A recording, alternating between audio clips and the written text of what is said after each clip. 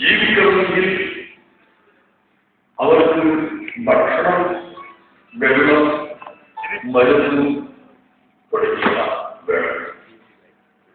കൂടാതെ മനുഷ്യർക്ക് യാത്ര ചെയ്യാൻ സൗകര്യമുണ്ടാകും. അവർക്ക്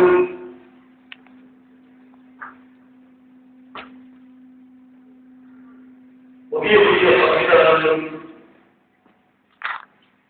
ഉപയോഗപ്പെടുത്താൻ കഴിയും.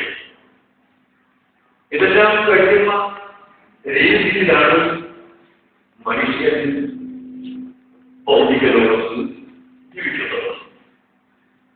അതുകൊണ്ട് തന്നെ അല്ലാഹു സുബ്ഹാനഹു വ തആല അമ്പിയാക്കൾക്ക് നൽകിയ വഹ്യ് രണ്ടു വിധത്തിലാണ്.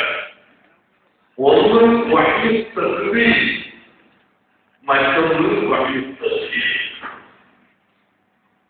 വഹ്യ് തസ്ബീഹ് എന്ന് പറഞ്ഞാൽ മനുഷ്യൻ